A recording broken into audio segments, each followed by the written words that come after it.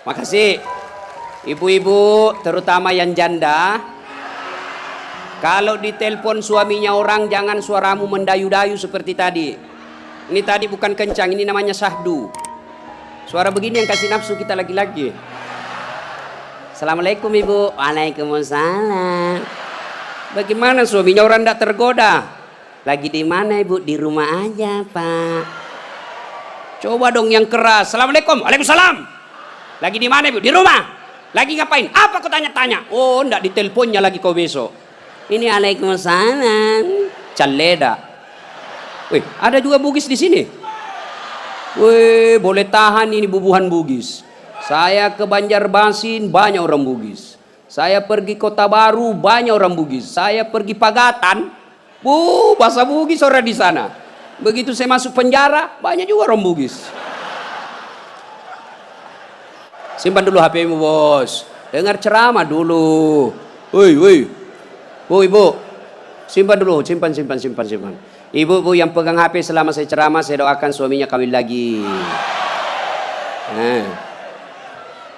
Saya di Makassar bu, ada ibu-ibu, saya lagi ceramah, dia membelakang. Dalam hati saya, barusannya ada orang saya ceramah, dia belakangi saya. Ternyata dia ambil HP-nya, selfie.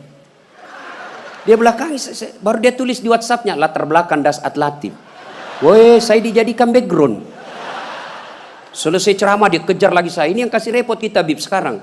Kejar, Ustaz, boleh selfie. Terpaksalah dilayani. Kalau enggak dia bilang kita sombong sampai mati. Sudah selfie dia bilang ulang Ustaz, kabur. Ulang lagi Ustaz, kabur Ustaz. Bukan HP kabur, mukamu yang kabur. Jadi bapak-bapak nanti kalau minta maaf sama istri, itu syaratnya. Jabat tangan, senyum, pandang matanya, sebut dosa. Jadi kalau suami minta maaf ibu suruh sebut judulnya. Apa judulnya pak? Tiba-tiba minta maaf. Enggak enak nanti kau ngamuk lagi. Bilang apa? Ustaz Dasat bilang harus sebut. Apa? Mohon maaf ibu. Dulu waktu saya tugas di Banjarmasin saya hilaf. Ada perempuan mirip betul sama Pian. Maafkan saya selingkuh ibu. Dia bilang istrinya, enggak apa-apa pak, saya maafkan. Memang itulah manusia biasa, kadang-kala kita hilaf. Saya maafkan kau karena bulan lalu saya juga selingkuh.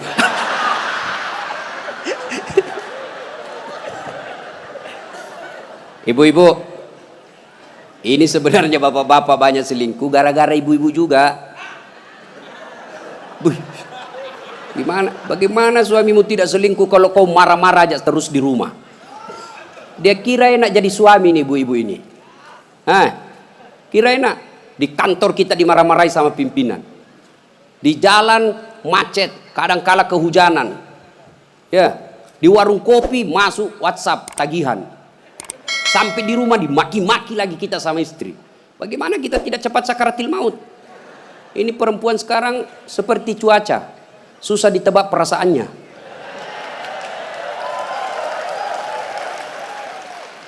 Dia kira enak laki-laki. Ibu, dengar ibu. Hui, ibu, ada 4 perempuan yang menjadi penghuni api neraka. Dengar ini. Terancam ibu-ibu. 1, kata Nabi, mereka yang selalu bicara kasar sama suaminya. Apa kau anak muda ada istrimu? Boleh marah sama suami bu, boleh marah manusiawi, tapi jangan memaki. Ini kalau marah la haula wala quwata illa billah, keluar semua kebun binatang di mulutnya. Bagaimana kita betah di rumah kalau ngomel aja kerjanya? Jadi, bu, coba dengar itu laki-laki, coba lihat itu laki-laki. Kami pikir ibu bagaimana supaya ibu bisa pakai AC di kamar. Pak, kami pikir bagaimana supaya ibu bisa pakai emas pulang kampung dihargai sama keluarga. Kami pikir bagaimana supaya kalian bisa dibelikan mobil supaya tidak hitam kulitmu. Itu dipikir sama suamimu. Makanya jangan suka marah-marah. Takbir. Ada di sini takut sama istrinya? Ada. Berhenti kau jadi laki-laki. Ngamuk Ustaz. Kalau dia ngamuk enggak apa-apa. Dia pecahkan piring satu, pecahkan satu lusin. Dia pecahkan semua. Kenapa? Piring, gelas boleh dibeli. Harga diri sebagai suami tidak boleh diinjak-injak istri. Takbir. Ah, itulah yang takut sama istrinya. Oi bu, oi. Satu, perempuan yang menjadi penghuni api neraka yang suka bicara kasar. Boleh marah, tapi jangan memaki. Marah silahkan, manusiawi. Tapi jangan memaki-maki. Goblok memang kau jadi laki-laki. Sudah goblok, hitam, gendut. Wah, ini penghuni neraka ini. Enak juga kalau kita pulang kampung, pulang rumah, capek kita tadi jual ikan. Sampai di rumah disambut sama suami dengan senyuman. Bila kamu di sisiku, hati rasa syahdu. Tenang perasaan. Langsung dia bilang, bu kalau ada duit saya belikan kau emas. Masuk lagi kamar suami, berantakan kamarnya, marah-marah, peluk suami kita sambil menyanyi. Insaplah wahai manusia, bila dirimu bernoda. Itu kan lagu-lagu ibu-ibu dulu, lagu-lagu nasihat, iya toh? Mungkin Tuhan mulai bosan melihat tingkah kita yang selalu salah dan bangga dengan dosa-dosa, atau alam mulai enggan bersahabat dengan kita. Coba kita bertanya pada rumput. Itu. Jadi kalau suaminya susah rezekinya, singgung dengan itu lagu. Mungkin kau banyak dosa. Itu lagunya ibu-ibu dulu. Sekarang lagunya ibu-ibu apa? Yo, yo ayo, yo ayo, yo ay, beleng-beleng. Senamlah dia di depan kantor bupati. Ibu-ibu di depan, bajunya sempit, roknya sempit. Bapak-bapak di belakang. Ibu-ibu di depan dah jadi pelatih. 1, 2, bapak-bapak di belakang. 3. Bagaimana enggak beleng-beleng semua ini? Putar ke kiri. Apa lagu-lagu begitu? Coba kalau salawat kayak tadi, nyaman perasaan. Ya, woi, ibu.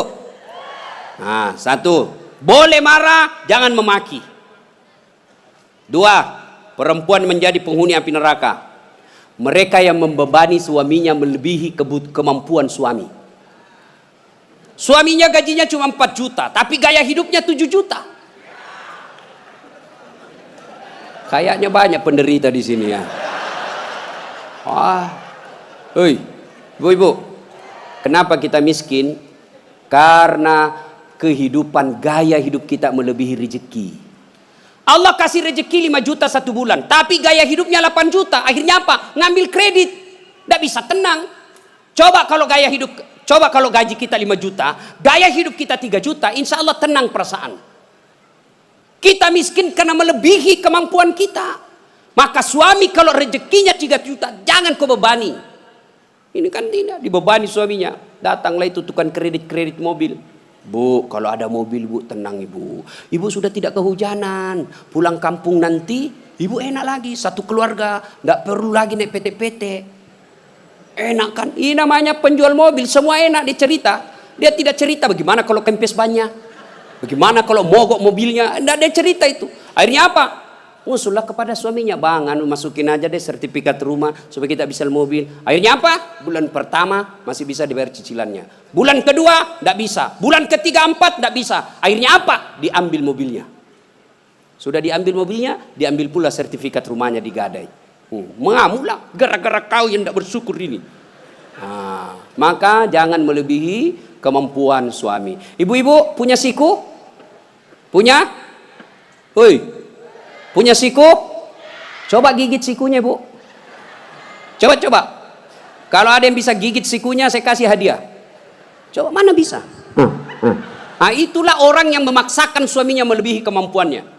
Dan yang ketiga, kata Nabi, orang yang akan menjadi perempuan penghuni neraka, mereka yang mempertontonkan auratnya di depan lelaki. Bu, terutama ini akhwat cewek-cewek nih. Mari kita kerjasama. Kami laki-laki jaga mata, tolong kalian perempuan jaga akhlak. Biar kami setengah mati jaga mata, kalian gentayangan di jalan, habis amal kami bos. Pastilah dilihat, barang bagus. Dia bilang dilihat. Haram tidak dilihat. Barang bagus, maka solak-solak kok bos. Ya? Yang keempat, orang yang akan menjadi perempuan penghuni api neraka, mereka yang tidak mendirikan sholat. Inilah perempuan memang paling banyak tidak mendirikan sholat. Kapan? Selesai haid. Haid 5 hari tambah bonus 2. Dia bilang suaminya, kenapa belum sholat sayang? Biasanya cuma 5 hari. Orang belum bersih, masih ada sedikit-sedikit. Dia bilang suaminya, bohong. Apa bohong? Saya kasih lihat kau. Apa mau dikasih lihat? Ketawa baru kau yang begitu. Kapan lagi perempuan banyak tidak sholat? Kalau ada pengantin, mukanya dikira tembok, coklat, biru, krim, abu-abu, jilbabnya 3 lapis, kuning, coklat, jilbab sakaratil maut. Ibu bapak saudara-saudara sekalian ya. Jadi orang yang menyesal di akhirat kelak, mereka yang memutuskan persaudaraan. Maka sebentar ini kalau ada tetangga kita pernah kita sakiti, minta maaf lalu kembalikan barangnya orang. Pegawai-pegawai negeri yang pernah ngambil mesin komputer di kantor, kasih kembali bos. Ya. Dan itu kalau tidak dikembalikan, ketika kita di padang mahsyar, dipanggil kita satu-satu. Bayangkan, dari Adam sampai kiamat, kumpul berapa triliun manusia, dipanggillah kita satu-satu. Siapa dulu yang dipanggil? Nenek kita yang duluan mati? Tidak. Kakek kita yang duluan wafat? Tidak. Leluhur kita yang duluan wafat? Tidak. Lalu siapa dulu yang dipanggil? Nama-nama Islam dulu. Abdurrahman, Abdul Jabbar, Siti Fatimah, Aisyah, Mutmainnah, Das'at Latif. Itu dulu dipanggil. Cuncung di belakang kok bos. Dipanggil juga tapi mondri kok bos. Maka jangan berkata apa arti sebuah nama. Nama itu penting. Begitu pentingnya sebuah nama sehingga Nabi jelaskan ada 3 kewajiban orang tua kepada anaknya. 1 diantaranya memberi nama yang baik. Kenapa? Karena di akhirat digunakan ini nama. Nama-nama Islam dulu. Tony, Johnny, Rudy, Ningsi, Nining. Dipanggil juga tapi di belakang bos. Habib Syekh, di depan. Das'at Latif, nomor 2. Bayangkan. Dipanggillah kita. Nah, orang bilang, apa arti sebuah nama? Coba bayangkan kalau tidak ada semua nama di sini. Yang paling repot caleg. Pilih saya, siapa? Anu siapa? Anu. Coba kalau ada, coba sebut nama. Orang sebut nama minimal 2 saya bisa tahu. 1, suku, 2 agamanya. Nama Margono. Biasanya Jawa. Gitu? Nama Ambok Dalle. Enggak mungkin Cina. Masa Ambok Dalle Cina? Pasti Bugis. Ya kan? Nama. Yang kedua, nama adalah doa. Ketika nama anak kita Mutmainnah, orang yang memanggilnya wahai Mutmainnah, wahai kau jiwa yang tenang, berarti orang mendoakannya. Dan di akhirat dipakai kelak. Ustadz, bagaimana saya Ustadz? Sudah terlanjur namaku Ronaldo. Karena bapakku pecinta bola. Bagaimana caranya Ustadz? Ya Islamkan. Bagaimana cara mengislamkannya? Tambah Muhammad di depannya. Muhammad Abdul Ronaldo. Nggak nyambung Ustadz, biar nggak nyambung. Yang penting selamat kok bos.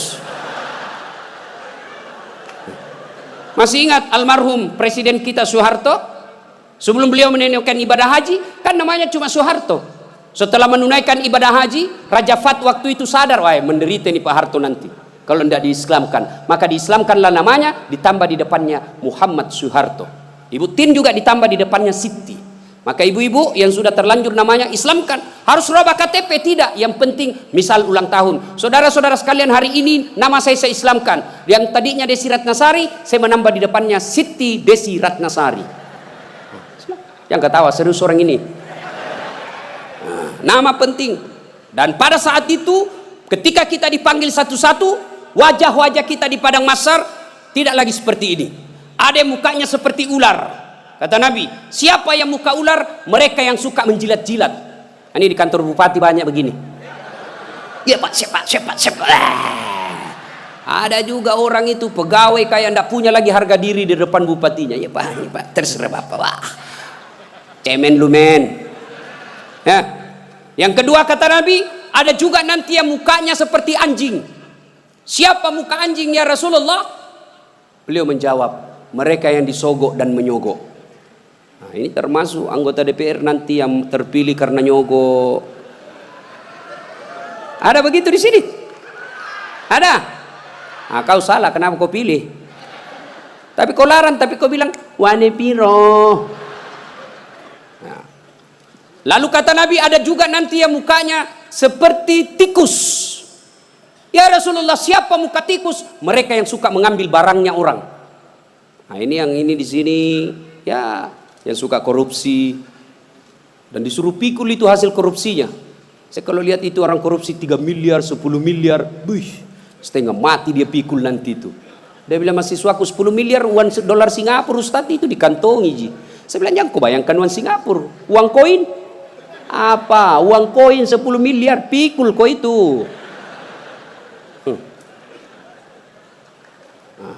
Ada juga kata Nabi yang nanti mukanya seperti kuda. Siapa muka kuda ya Rasulullah? Nabi menjelaskan mereka yang suka mendahului imam ketika sholat berjamaah. Nah, ini anak muda ini yang banyak. Imam belum turun dia sudah turun. Imam belum naik dia sudah naik. Ditanya kenapa kok cepat sekali? Dia bilang ini orang tua Ustaz. Sudah lowbat, saya masih full charge. Tidak boleh begitu bos. Ini juga imam kadangkala harus perhatikan. Ada juga kadangkala imam membalik-balik sunnah Rasul. Nabi jelaskan kalau kau jadi imam ringkaskan bacaan solatmu. Ini baru jadi imam mau takbir aja sudah lama. Gaji itu muakkak mani bawan selesai. Ada juga yang begitu. Kata Nabi ringkaskan bacaan solatmu. Ringkas. Yang kedua kata Nabi, bacalah yang umumnya orang hafal. Tujuannya apa? Satu, orang bisa husuk mengikuti kalau yang dia baca hafal. Coba kalau imamnya membaca kul huwallahu ahad, anak-anak juga ikut di belakang kul huwallahu ahad, karena dia hafal. Begitu imam membaca surah Al-Baqarah ayat 10 sampai 115, la haula wala quwwata illa billah. Dia husuk dengan bacaannya, kita husuk dengan hayalan. Kita mau ikut, tidak dihafal, mau ruku, belum selesai, terpaksa kita baca semua itu di dinding. Keadaan keuangan masjid, pengeluaran, saldo, waduh.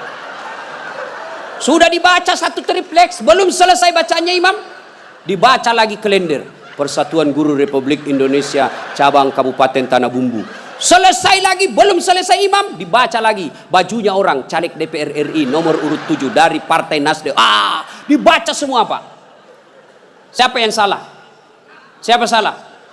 Imam. Makanya kata Nabi, baca yang umumnya orang hafal dan ringkaskan. Ada orang jadi imam, dites lah anak penghafal, kau jadi imam nak, mau didengar bacaanmu, jadi imam lah, hanya dia yang hafal. Begitu lagi sholat tiba-tiba ada cicak jatuh, kena telinganya, stres hilang hafalannya. Apa sambungannya ini?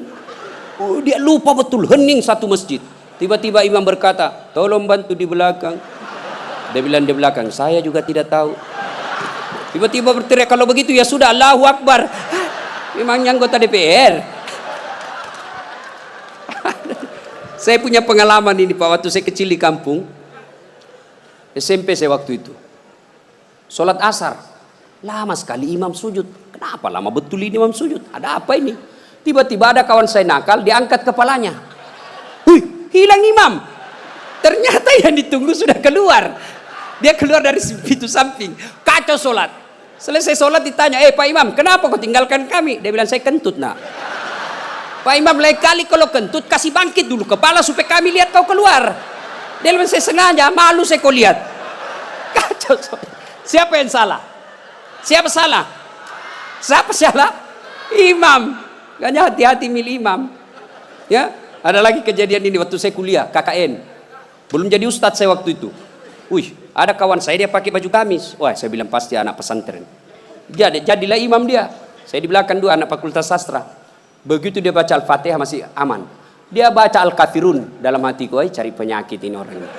Benar, dia baca tidak mau sampai. Wala antum abiduna ma a'bud wala ana abidu ma abattum wala antum abiduna ma a'bud wala ana abidu ma wala antum tak putar. Temanku jengkel ini ada sastra. Kenapa itu tak putar-putar? Lah sudah ini juga saya pikir. Kacau sholat. Makanya kalau imam salah, kacau jamaah kita. Makanya hati-hati milih imam. Kata Nabi, Milih imam itu tidak boleh sembarang. Jamaah makmum boleh, mulai dari orang waras sampai orang gila boleh jadi makmum.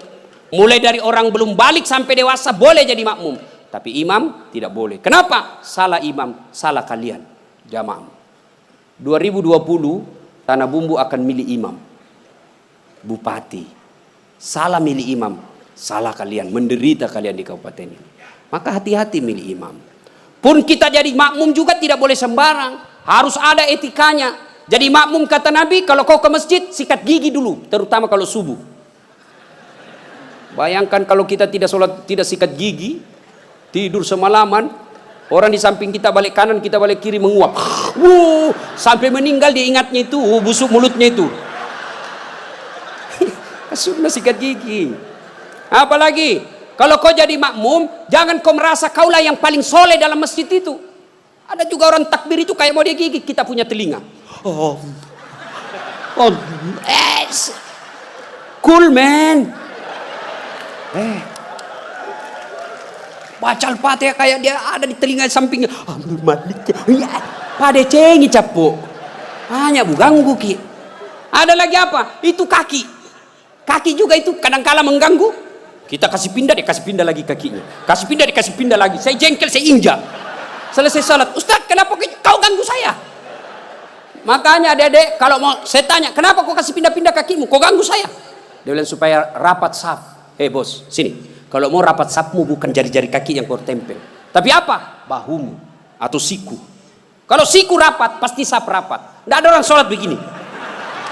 Tapi kalau kakimu rapat, safmu longgar. Ya. Ada lagi selesai sholat yang paling menjengkelkan itu. Selesai sholat dia ambil saf paling depan, belakangnya imam. Begitu assalamualaikum, assalamualaikum, langsung lompat. Mau lihat, tidak jabat tangan, tidak langkai orang, itu kurang adab kalian. Kalau kalian tidak mau doa bersama, tidak mau jabat tangan selesai sholat, ya sudah di belakang kau duduk. Supaya kau tidak ganggu orang. Ingat adik-adik sekalian ini, yang baru belajar agama. Puncak dari semua ilmu adab. Rasulullah ditanya, ya Rasulullah, untuk apa Rasul diutus ke muka bumi? Mencerdaskan kehidupan bangsa? Bukan. Mengangkat harkat dan martabat? Bukan. Apa? Liutammima makarimal akhlak. Memperbaiki akhlak manusia. Ini kita berbeda mazhab, saling mengkafirkan. Saling menghina. Zaman sekarang aja ini kita ribut-ribut sesama muslim. Dulu tahun 90-an, kita kalau sholat subuh, Allahu Akbar. Di samping kita tidak kunut, dalam hati saja, oh Muhammadiyah. Selesai. Allahu Akbar. Tidak kunut, Muhammadiyah berarti ini. Itu aja dia. Sekarang saya pun dimaki-maki di Facebook. Apa kau Ustaz? Bicara-bicara sunnah. Baru kau tidak pelihara sunnah. Kenapa kau tuduh saya tidak pelihara sunnah? Buktinya kau tidak pelihara jenggot. Ya mau diapa kalau tidak mau tumbuh? Saya sudah kasih minyak, Bib, tidak tumbuh-tumbuh. Malah marah istri saya. Ini Ustaz kasih kotor-kotor bantal. Kasih minyak nih Bu. Ya. Nah saudara-saudara sekalian, ini golongan. Maka sebelum wafat, minta maaf lah. Orang-orang yang pernah kita sakiti. Kalau ada berkaitan dengan barang, kembalikan. Ibu-ibu yang pernah ngambil sendoknya orang ketika pengantin, kasih kembali. Karena ada juga itu ibu-ibu. Ibu-ibu Columbus. Tahu Columbus? Kelompok ibu-ibu pembungkus. Kalau ada pengantin dia bungkus semua kuai. Yang ketiga, penyesalan kata Nabi. Yaitu mereka yang tidak menjawab salat, azan salat ketika azan berkumandang. Puasa, haji, zakat, sedekah, semuanya akan sia-sia ketika tidak mendirikan sholat. Adik-adik, kalian tidak usah malu kalau kalian tidak jadi pegawai negeri. Ibu-ibu, kalian tidak usah cemas dan merasa malu kalau sampai sekarang ini masih ngontrak-ngontrak rumah. Tapi malu dan cemaslah ketika sudah dewasa seperti ini, belum mendirikan sholat dengan sebaik-baiknya. Kalau sholat kita insya Allah baik, maka hidup kita akan diperbaiki oleh Allah Subhanahu wa taala. Kalau sholat kita bagus, Allah yang akan menyelesaikan semuanya. Di dunia ini tidak ada orang tidak punya masalah. Semua kita punya masalah. Pasti. Jangankan kita, Nabi ada masalahnya. Malah di ibu-ibu yang tanya, Ustadz, bolehkah orang sholat itu tidak pakai BH? Kenapa bisa ibu? Panas sih Ustadz. Tidak ada AC, tidak ada kipas angin. Kita baru pulang pasar. Boleh, tapi apa itu beradab? Ibu-ibu pergi ketemu gubernur tapi tidak pakai BH, boleh kan? Tidak Pak Gubernur. Mohon maaf ini Pak Gubernur. Coba. Ya. Saya sholat Ustaz, betul kok sholat tapi main-main. Allah. Wa kana na'budu wa iyyaka nasta'in. Ini serang. Siapa ngajar sholat begitu, Bos? Ada juga orang sholat kayak ditiup angin. Ada lebih parah Allah. Siapa ajar ke sholat mak keju-keju? Jadi jangan heran ketika sudah 20 tahun sholat kok masalah kita tidak bisa lepas. Salah satu sebabnya kita sholat seada-adanya. Bapak saudara-saudara sekalian, tepat tanggal 12 Rabiul Awal tahun ke-11 Hijriah, Rasulullah sallallahu alaihi wasallam demam. Lalu Allah perintahkan kepada malaikat Jibril. Jibril, kau turun panggil 3 malaikat, 2 malaikat, Israil, Israfil, Mikail. Kau turun 4 malaikat. Sampaikan kepada Muhammad, Allah perintahkan saya menjemputmu dengan catatan tanya dulu. Kalau dia sudah mau cabut nyawanya, kalau belum tunda sampai mau. Turun malaikat. Langit pertama, langit ke-7 masih berempat. Jibril, Mikail, Israil, Israfil. Langit ke-6 sampai ke-2 masih berempat. Di langit pertama Jibril berkata, malaikat pencabut nyawa saya tidak bertugas. Kau saja yang turun jemput Nabi Muhammad. Tapi kata malaikat pencabut nyawa, tapi selama ini kamu yang ketemu, kamu kan chase-nya. Kamu sahabatnya. Kau turunlah. Saya tunggu kau saja di sini. Turun malaikat pencabut nyawa. Depan rumah Nabi ketuk pintu. Assalamualaikum warahmatullahi wabarakatuh ya Rasulullah. Nabi menjawab, Waalaikumsalam warahmatullahi wabarakatuh. Fatimah buka pintu. Bah, tidak ada orang. Kata Nabi, sudah ada di samping saya. Kata malaikat pencabut nyawa, ya Muhammad, hari ini saya diperintah untuk mencabut nyawamu apabila kau mau. Menurutmu bagaimana?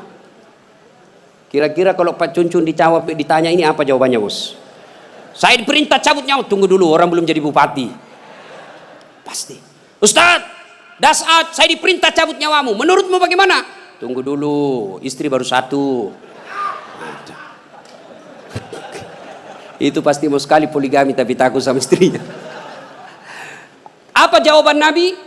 Wahai malaikat, seluruh nabi dan rasul senior saya, setelah mereka melaksanakan tugasnya, mereka menghadap kepada Allah. Saya pun siap hari ini.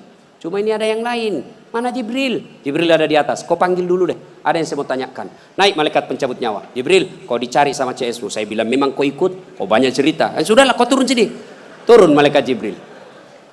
Ya Jibril, kalau hari ini saya harus menghadap kepada Allah, tolong berikan saya kabar gembira. Ya Muhammad, seluruh nabi dan rasul haram masuk surga sebelum engkau lebih dulu di dalamnya. Alhamdulillah. Ya Muhammad, seluruh malaikat yang pernah Allah ciptakan sekarang mereka antri menunggu rohmu. Alhamdulillah.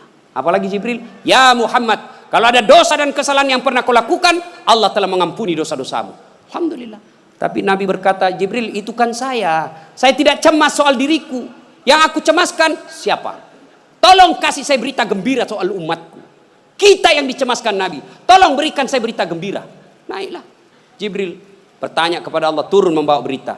Ya Muhammad, saya dapat berita gembira dari Allah. Apa? Meskipun engkau sudah tidak berada di tengah-tengah mereka, meskipun engkau sudah tidak berada di tengah-tengah umatmu, selama umatmu berpegang kepada Quran dan Sunnah, insya Allah umatmu selamat. Nabi berkata, kalau begitu laksanakan tugasmu malaikat pencabut nyawa. Jibril mundur. Mulailah dieksekusi Nabi. Dicabut rohnya, meninggalkan telapak kaki, naik ke betis, naik ke paha, menggigil Rasulullah. Keluar biji-biji keringat di pelipis beliau, di daki beliau keluar keringat. Lalu Jibril membalik ke belakang, dilihat oleh Nabi. Ya Jibril, kenapa kau palingkan pandanganmu? Apa kau jijik melihat saya sekarang ini? Jibril menjawab, demi Allah dan Rasulnya, saya tidak jijik melihatmu ya Muhammad, cuma saya tidak tega melihat engkau menghadapi sakaratil maut. Lalu Nabi menjelaskan, ya Jibril, andai saja Allah tidak sayang dan cinta kepadaku, maka aku akan rasakan betapa sakitnya sakaratil maut ini. Sampai naik ke atas, sampai ke tenggorokan beliau, sampai ke bibir beliau. Beliau mewasiatkan 3 perkara. Kata Nabi, yang pertama, perempuan kalian, jaga perempuan di antara kalian. Yang kedua, solatmu, jaga solat kalian. Dan yang ketiga Nabi ucapkan, ummati, ummati, ummati, umatku, umatku, umatku. Nabi tidak mencemaskan anak cucu beliau. Nabi tidak mengucapkan Fatimah anakku. Tapi siapa yang diucapkan Nabi? Ummati, ummati. Begitu cintanya Nabi kepada kita. Nah sekarang bagaimana cinta kita kepada Nabi?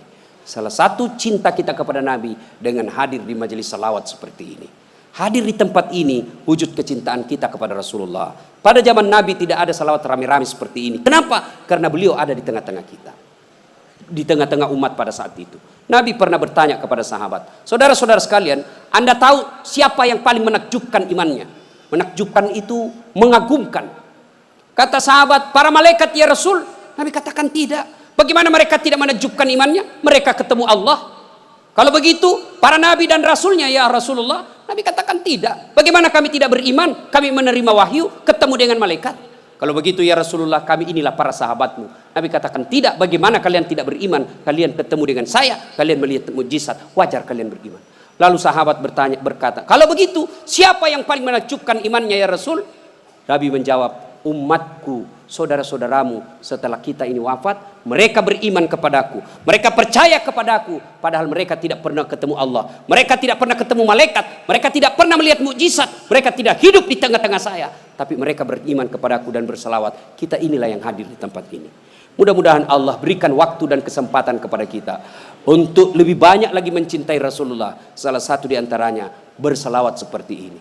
Ketika Allah perintah kita puasa, Allah tidak ikut menunaikan ibadah puasa. Allah perintah kita haji, Allah tidak menunaikan ibadah haji. Ketika Allah perintah kita berselawat, innallaha wa malaikatahu yusalluna 'alan nabi.